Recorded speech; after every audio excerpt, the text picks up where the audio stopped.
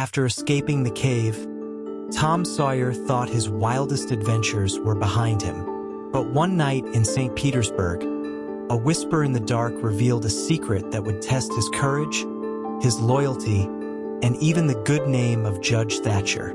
This is Tom Sawyer and the Whispering Witness, an untold chapter of boyhood mischief and hidden danger. Tom Sawyer had always found that a week of glory wore thinner than a week-old apple peel. The town had fussed and fluttered over him after the cave business, near smothering him with handshakes and praises. But now St. Petersburg was back to its humdrum self, with Aunt Polly scolding him for muddy boots, the boys grumbling about chores, and the summer sun lazing on the fence tops just as it had before. Tom sprawled on the grass by the fence, straw in his mouth, and sighed like a poet whose muse had deserted him. "A body saves the day once," he muttered. "And folks expect you to sit quiet forever after, like a rooster turned into a church bell." He kicked a pebble toward the road, watching it clatter away.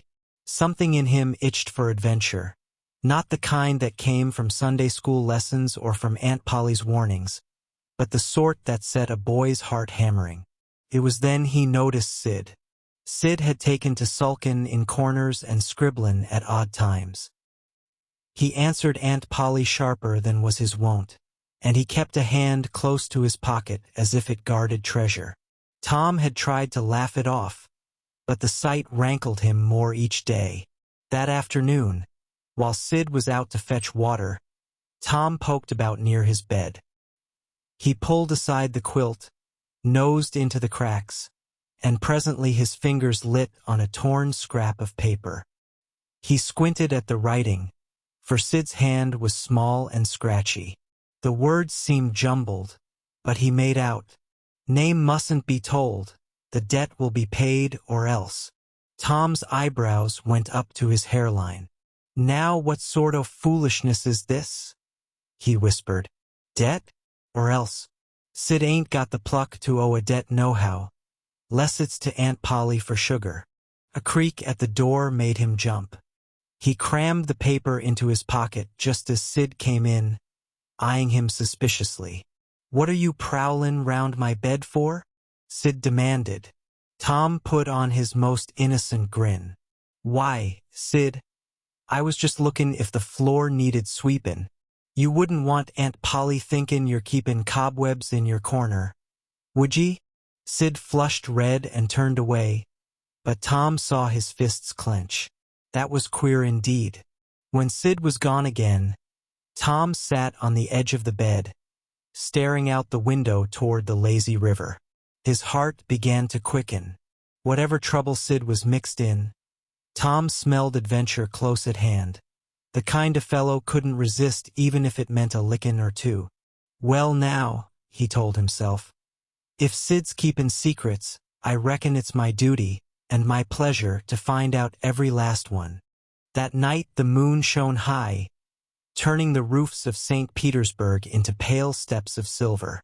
Most folks were long abed, their lamps out and their snores sailing easy. But Tom Sawyer was never one for honest sleep when curiosity was gnawing at his ribs. He slipped out the window like a cat, bare feet silent on the shingles, and dropped into the yard. The town felt strange in its slumber, as if the very shadows held secrets. Tom prowled along the fence lines, half hoping to stumble on robbers, half dreading Aunt Polly's wrath if he were caught. Down by the schoolhouse alley, he heard it, a whisper, low and hurried. "Tom! Tom Sawyer!" The hairs on his neck prickled. He spun around, heart thumping. "Who's there? Show yourself or I'll holler for the constable." From behind the pump stepped Willie Mufferson, the model boy. His neat jacket was all rumpled, his hair in disarray, and his eyes dartin' like a rabbit's. "Tom, I beg you don't tell. You didn't see me, you hear?" Willie gasped, clutching at Tom's sleeve. Tom narrowed his eyes. "See you doing what?" "I ain't seen nothin' yet." But you're actin' mighty queer for a boy whose ma brags he never stains his Sunday gloves. Willie wrung his hands. It warn't meant for mischief. Honest, it warn't. I thought it was just pretend, a game. But they said it's real now, and if anyone tells, there'll be trouble. Terrible trouble. Tom's pulse quickened. Game? What kind o' game makes you look like you've swallowed a wasp? Willie Mufferson. Willie's lip trembled. Don't ask me, Tom. I daren't say. Only don't let on you heard me. Promise. And before Tom could press him, Willie bolted down the alley, his figure melting into the shadows. Tom stood there, puzzling hard. His imagination leapt like a colt at pasture. Secret plots, stolen treasure, midnight villains. It could be any of 'em, and maybe all. He took a cautious step where Willie had stood, and his foot struck something. Bending, he found a scrap of paper half hidden in the dust. The moonlight showed a rough drawing upon it, lines and circles like a map. Tom whistled low. Now what have we got here? Maps and whispers and Willie Mufferson sweatin' like a thief. Reckon I've just stumbled on something that'll keep me from dyin' o' boredom. He tucked the paper in his pocket, and with eyes sparklin' the way they always did when trouble beckoned, Tom stole off into the night. Tom hurried home by the long way, lettin' the cool grass brush his ankles, his mind whirlin' like a mill wheel. When he reached his bed, he struck a match stub and studied the scrap in earnest. The drawing was rough, to be sure, but Tom's eyes had trained themselves to maps the way a bird knows sky. There was no mystic in it, the Widow Douglas's land. The fence, the garden patch, even the old oak by the lane, all sketched in with a clumsy hand. And there, marked with a heavy circle, was the widow's back porch. Tom's whistle trembled in the dark. That's queer business, right enough. Why'd anybody waste ink drawin' the widow's place? Unless they mean to do something there? He traced a finger over the scrawl in the corner. A name half-rubbed, half-smeared, but still plain, L. Thatcher. Tom sat bolt upright. Judge Thatcher? Or somebody kin to him? Land sakes, what's he got to do with maps and porch scratchin'? The notion rattled him. Judge Thatcher was the pillar of St. Petersburg.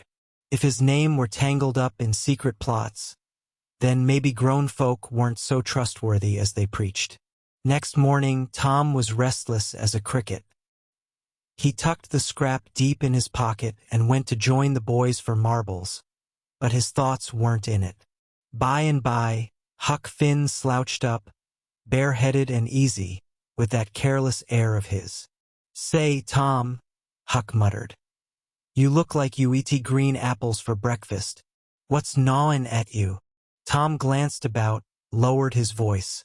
Huck, I come upon a mighty strange paper last night. Got maps and names on it.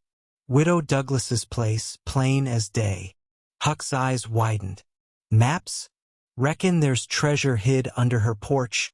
Tom, I always said widows look prim, but maybe they got gold stuffed in their feather beds.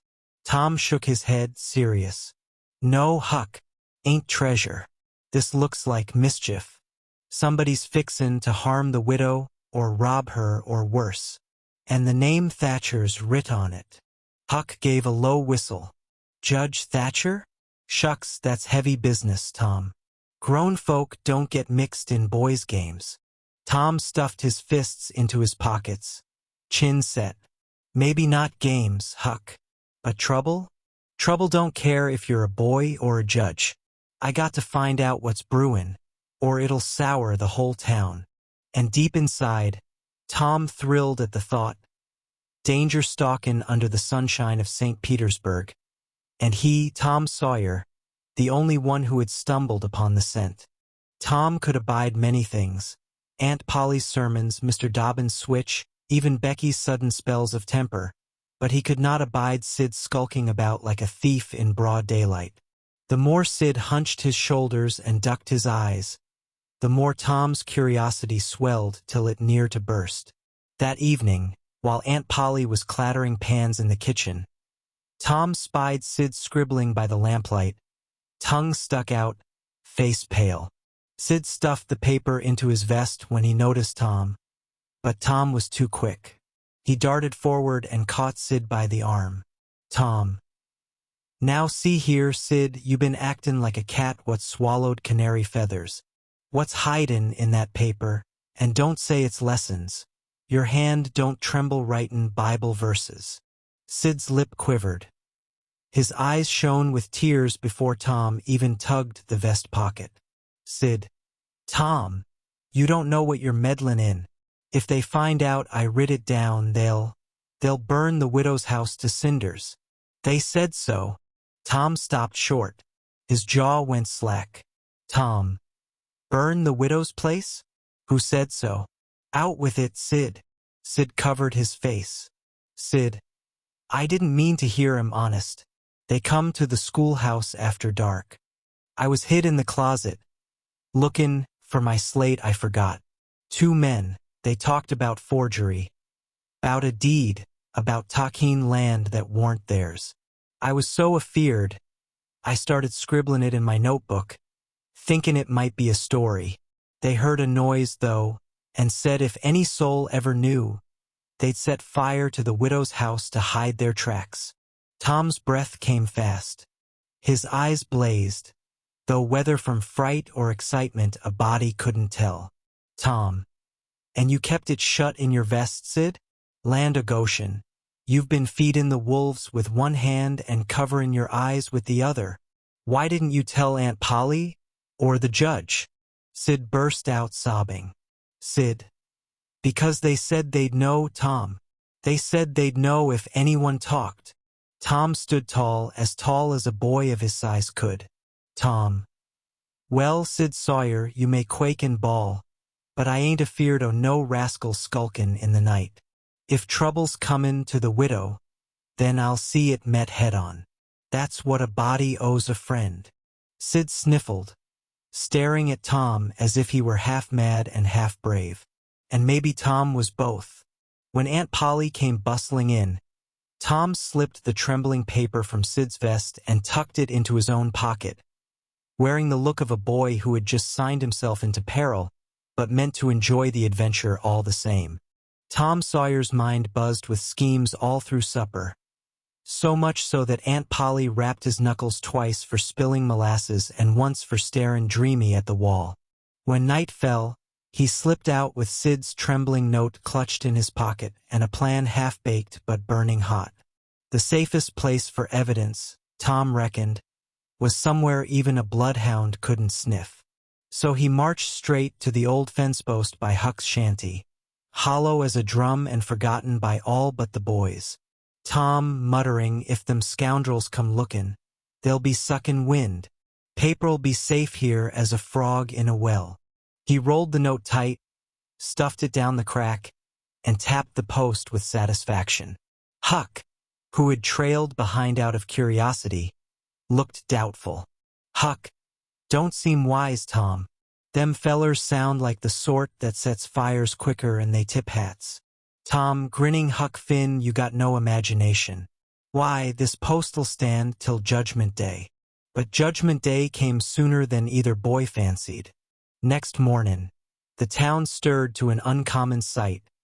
That same fence post smolderin', black as a skillet, ashes at its base. A thin curl of smoke lingered in the air. The boys stood gaping. Tom's heart dropped like a stone. He kicked the charred stump, his voice a rasp. Tom gone. Burned clean away. They knew Huck. By thunder, they knew. Huck scratched his head, unease writ across his face. Huck, how'd they? Ain't nobody watchin' you last night but me. You think they seen us? Smelt us? Tom's stomach twisted. He saw in his mind's eye the Widow Douglas's porch circled on the map, the scrawled threats Sid described. Tom, lo, if they'll burn a post, Huck, they'll burn a house. Ain't no jestin' left in this. The men mean to do real harm. For once, Huck didn't grin at the promise of danger.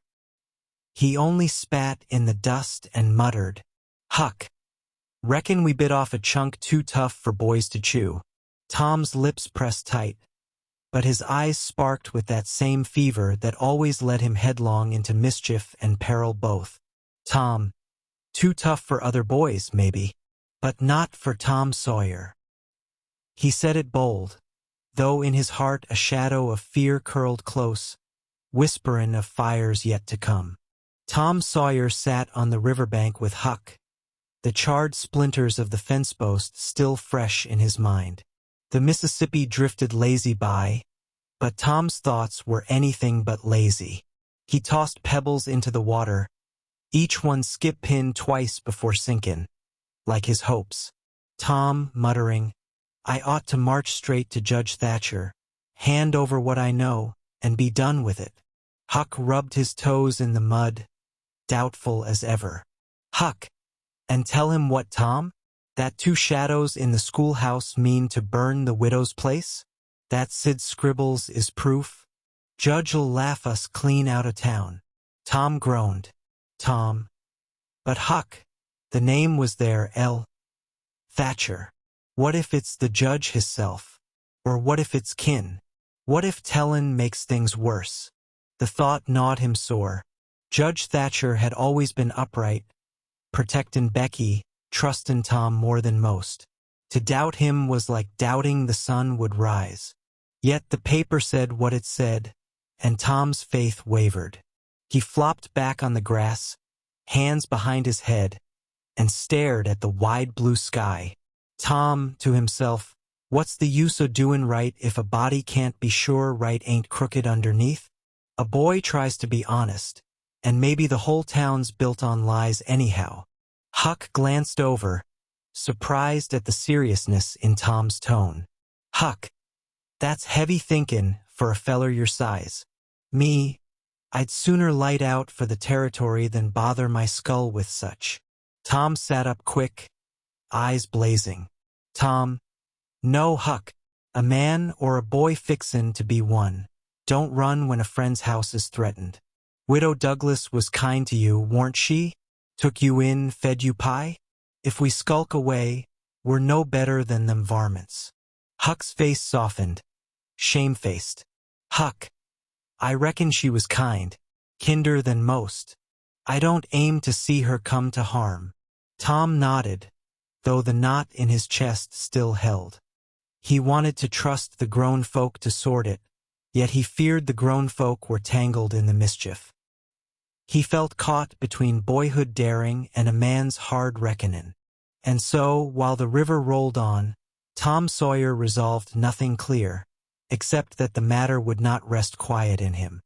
School let out hot and drowsy that afternoon, the air thick as molasses. Boys tumbled into the yard hollerin' for marbles and ball, but Tom Sawyer lingered by the fence, a cloud on his brow. He had spent the day drawin' circles in the dirt, thinkin' of deeds and fires and names that shook him like thunder. Becky Thatcher, with her bonnet askew and her eyes bright as ever, spied him sulkin' there. She marched right up, hands on her hips. "Becky, Tom Sawyer, you've hardly so much as looked at me all day. If you're sulkin', 'cause I beat you in spelling, I'll not hear it." Tom, startled, tried a grin, but it came feeble. "Tom, ain't spelling, Becky. Ain't any game. It's heavier 'en that." She narrowed her eyes. "Becky, then out with it. You always got secrets bubbling, and I won't be treated like some silly goose." Tom hesitated, heart thudding. He'd never told Becky a secret not meant to dazzle her. Caves, treasures, pirate oaths. But this was different. Still, her gaze was steady, and he felt a weight lift as he leaned closer. "Tom, lo, Becky, I reckon I found a paper. A map. Said the widow Douglas's house was marked, plain as day. And Sid, he overheard men speak of forgery. They swore if word got out, they'd burn her place. Worse still, the name Thatcher was writ on it. Becky's hand flew to her mouth. Becky, my papa? Tom, that's wicked talk. My papa'd never. Tom shook his head quickly. Tom, I don't believe he would neither, but someone means for folk to think it. I'm feared it's a trap. Becky's face paled, but her jaw set stubborn. Becky, then you mustn't keep it secret. If my papa's name is used for villainy, you've got to stop it. You must, Tom. Her certainty struck him harder than a blow. He'd been floundering between doubt and dread, but Becky's faith lit something bright in him. He touched her hand, just for a heartbeat, and said, Tom, then I will. I swear it, Becky Thatcher. I won't let harm come to your pa, nor the widow neither. She smiled faint, though her eyes glistened. Becky, I knew you'd say so. You're reckless, Tom Sawyer, but you've a heart that won't let wrong stand. And with that, she walked off, leaving Tom with a fire in his chest that was equal parts courage and fear. For the first time since the whispers began, he knew he couldn't turn away and wouldn't. The old sycamore behind Cardiff Hill had seen many a boy's oath carved into its bark, but none as grave as the council Tom called there at dusk. The sky was streaked red, the air sharp with cricket song. Huck lounged cross-legged, whittling at a stick. Becky perched prim on a fallen log, though her bonnet strings trembled from nerves. Tom stood before them like a general, hands deep in his pockets, eyes alight with plans. Tom, now you both know the fix we're in. Them scoundrels aim to trick the whole town, steal land that ain't theirs, and blame it on the judge hisself. If they burn the widow's place, that's the end of her. We can't let it stand. Huck spat thoughtfully. Huck, I say we light out for the territory. Can't burn what you can't find. Tom waved the notion off. Tom, Huck Finn, you'd run from your own shadow if it had teeth. No, we're staying put. We'll lay a snare sharp enough to catch him.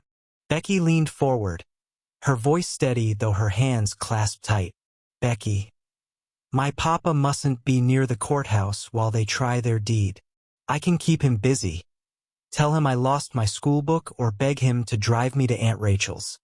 He'll never suspect, and it'll keep him safe. Tom's eyes shone with admiration. Tom, that's fine brave thinkin', Becky Thatcher. Braver than half the boys in school.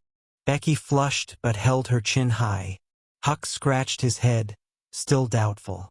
Huck, and what'll I do?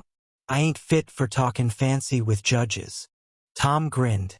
Tom, you'll do what you're best at, Huck. Keep to the shadows, spy on the villains. You see 'em move, you fetch me straight off. Huck shrugged, a ghost of a smile creepin' through. Huck, well, I can do sneakin'. Reckon I was born for it. Tom drew a folded paper from his pocket, a sheet he'd scrawled himself, full of bold letters and falsehoods. Tom, and here's my trick. I'll leave this in the schoolhouse. Looks like a confession, saying the truth's writ down and sent off safe. They'll think they got the last page. Only, he tapped his hat with a flourish. I'll keep the real note hid right here under my crown. Becky gasped. Huck chuckled low. Tom's grin widened, reckless and bright. Tom, let 'em chase phantoms. We'll have 'em trapped before they know boys was the hunters and not the hunted. The three of them clasped hands under the sycamore's shade, a solemn pact sealed in cricket song and the daring of youth.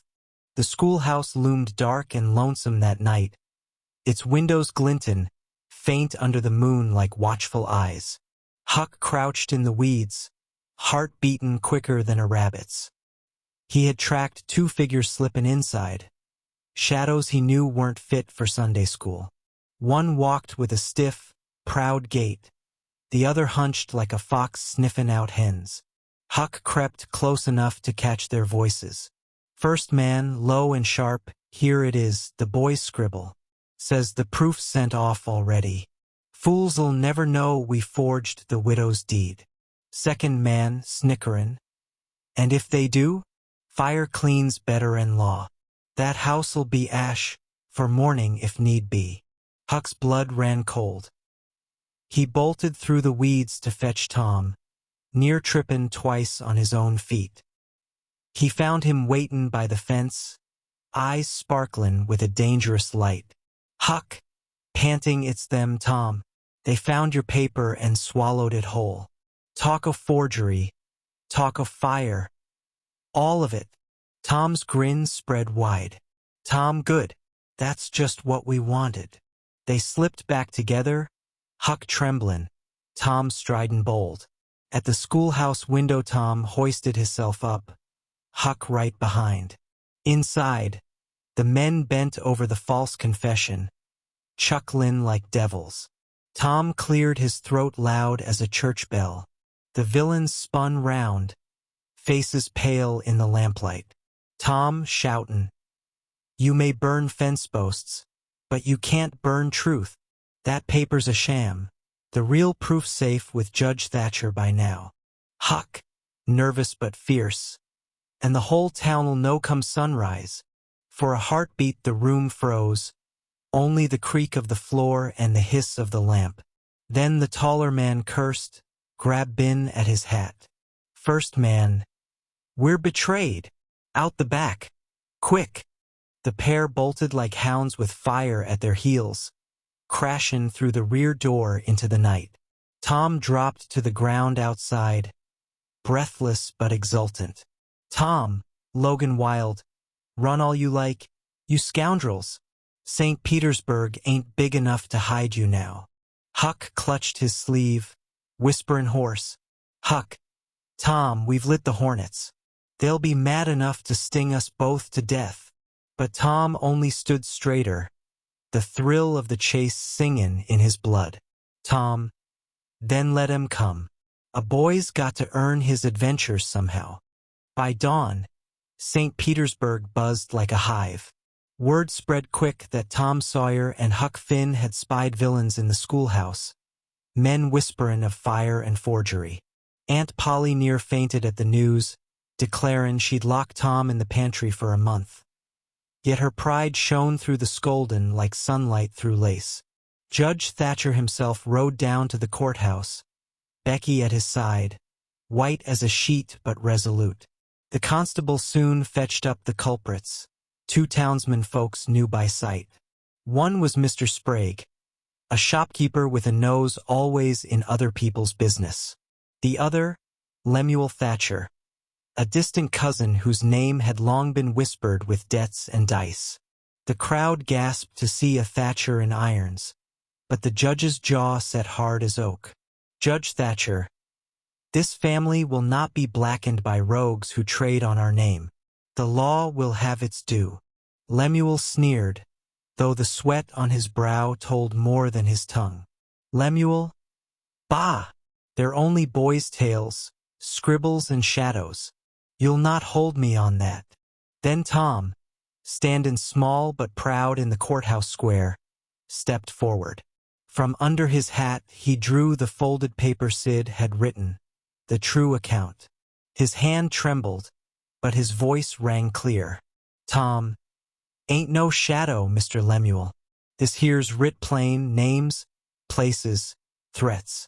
And Huck heard you with his own ears, boastin' of forgery. You can't burn the truth, sir, no matter how hot the fire.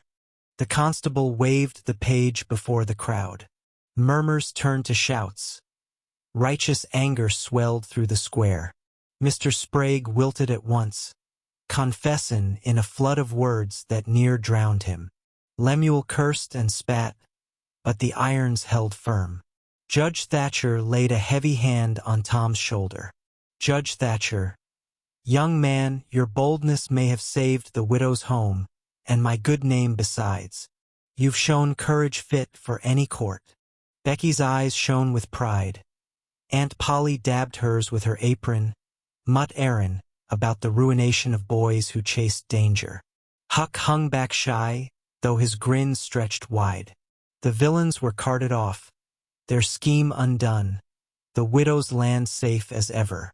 And through it all Tom stood tall, though inside his heart thumped like a drum.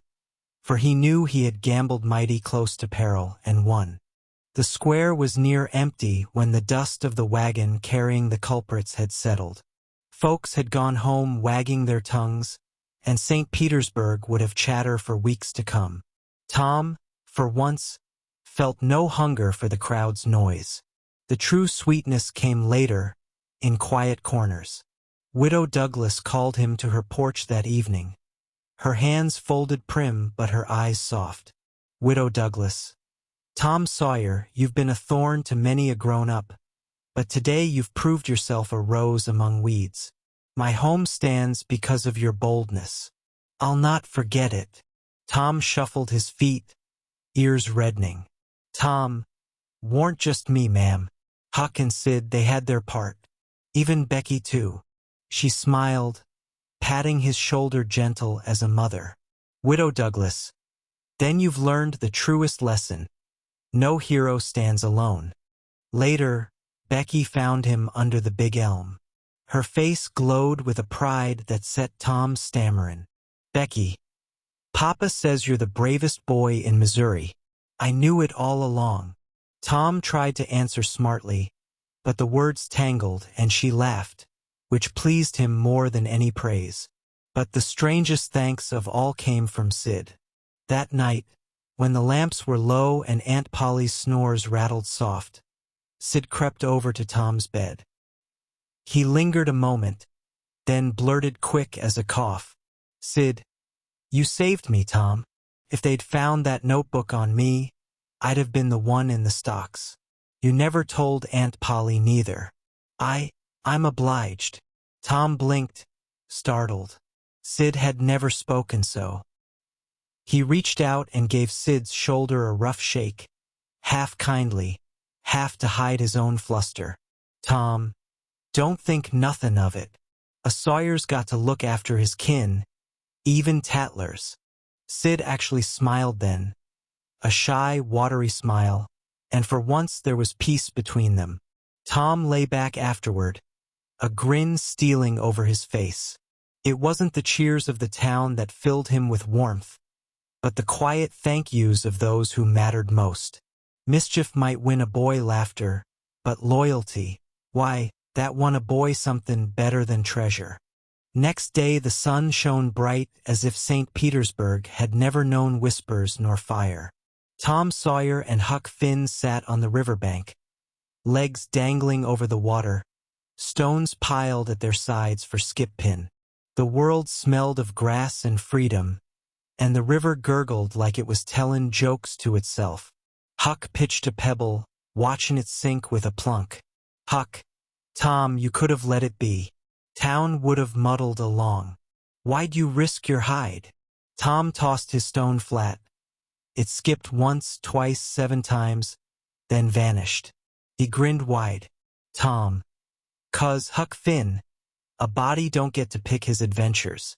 They pick him, and when they do, he best step up, else he'll be nothin' but a scarecrow blowin' in the field. Huck scratched his head, half admirin', half doubtful. Huck, still sounds like a heap o' trouble to me. Tom laughed, stretchin' back on the grass. Tom, trouble's the best kind o' fun when you come out the other side. And anyhow, I ain't done with it yet. There's caves yet to be mapped, pirates yet to be caught, kingdoms yet to be ruled. This was only practice. Huck eyed him sideways, then chuckled low. Huck, guess I best stick close, or you'll land yourself in a coffin afore you turn 14. Tom sprang up, snatching his hat. Tom, then come on, Huck. Let's go find something dangerous, before the world forgets we're alive. The two boys tore off down the bank, their laughter carrying high, while the Mississippi rolled on, silent witness to another chapter in the life of Tom Sawyer. Boy, mischief maker, and, though he'd never own it plain, a hero in spite of himself. If you enjoyed this hidden adventure of Tom Sawyer, make sure to give this video a thumbs up, share your thoughts in the comments, and subscribe for more timeless stories brought to life. Every like, comment, and subscription helps us bring you more classic tales and hidden gems.